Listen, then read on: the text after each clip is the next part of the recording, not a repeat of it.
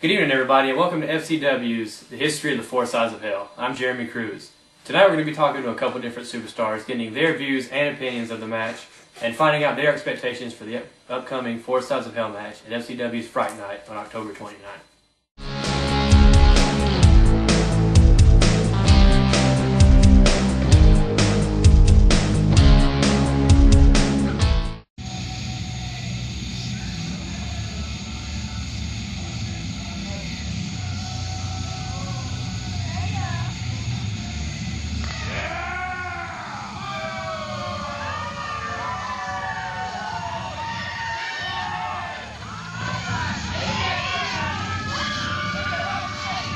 How exactly do you train for a Four Sides of Hell match? Is it any different from your regular regiment?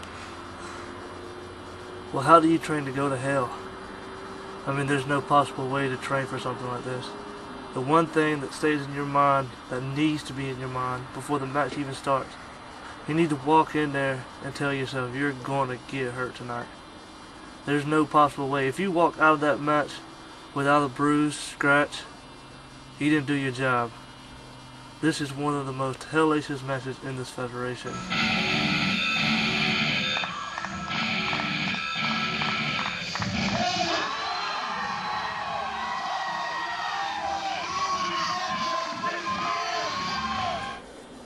The Four Sides of Hell match is exactly what the name implies. It is in fact four sides of hell. On one side of the ring you have barbed wire. On the other side you have tables. On the other side you have ladders, and on the fourth side you have chairs and other weapons. The only way to get out of a match like this is to just not even get involved in it. Are you ready? Bring it up! Bring it down now, the match is starting. Sixx and everybody. Four Sides of Hell match with FCW World Heavyweight Championship. Tying up now. Well, Sixx and then Ryan, no time to game now. Sixx, former FCW World Champion. He really does want to get that belt back, but Devin Wright assured himself and all the fans here in attendance that he will be the retaining FCW World Champion. This is going to be a test of strength, test of power between these two, the greatest wrestlers in Flatline Championship Wrestling, and then probably all of the wrestling industry.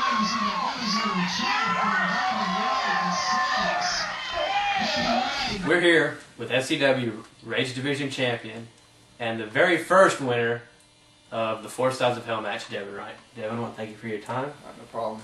And the main thing I want to ask you is, looking back at your match at the Four Sides of Hell, when you look back on that, can you really, I mean, was it really worth it just so you could be able to say that you made Sixx tap out? There's a lot going on that match. Everybody was supposed to arrive at the arena about 4 o'clock that day, and it was a make or break night. You know, ECW had their three-way dance.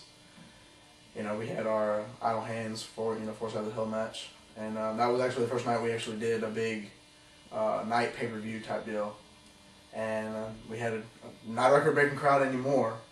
It was about anywhere between 60 and 70 people.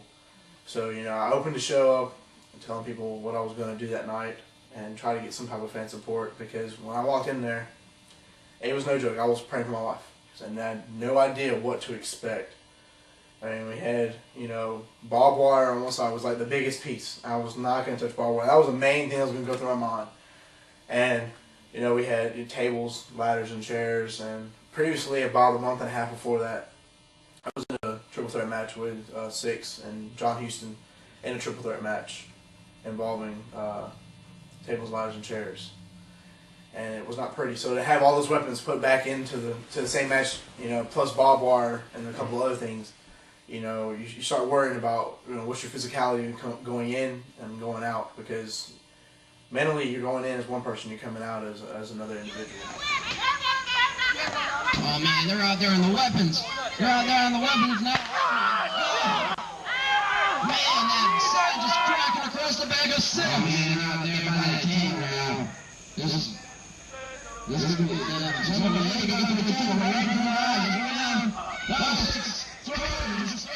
the right, brutal force into the ring. Oh my goodness. Well,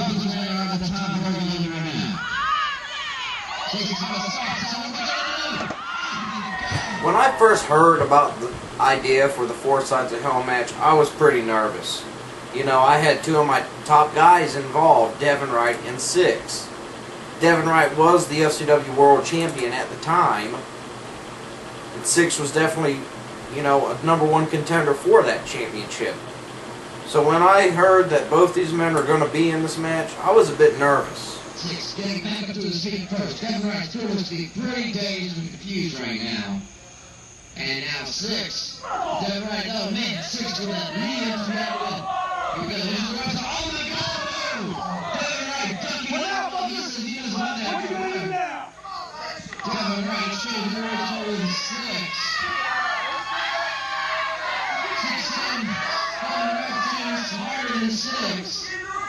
Now, when we say things like barbed wire and tables and ladders and chairs and kendo sticks and signs, those are not words synonymous with Draven Wright's style of wrestling. So No. obviously, there is a different type of training regimen that you have to go through to get ready for this kind of match. What did you do to prepare yourself mentally and physically for this kind of match? Physically, I stayed the same way. I knew the one way that I was going to make Sixx lose, was what I always do in my matches. I sit there and I do what I want to do. I make the opponent do what I want to do.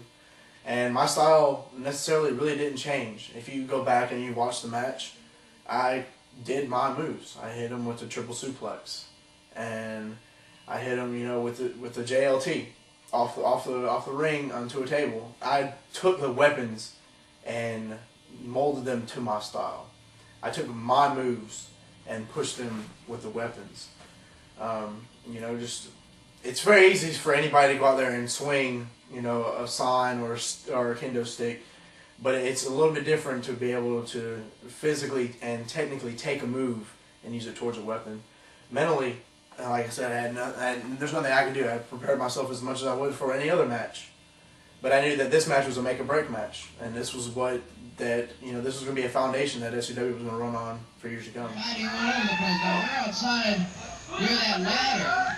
That ladder, oh man, Sixx getting set head first into that ladder. Draven Wright getting set head first into that set. Dang. My goodness. 1 minute. Oh man. Can't believe this. No. The kicks him, get out of the way now. Draven Wright. Oh man, this can't be good. No! Draven Wright up there again! You see this again? Here we go! Here we go! Sixx could be saying down there through his table. He's way up there. Oh my God! Oh my God! Sixx should put Draven Wright through that table. He's never really done anything this outrageous, this extreme.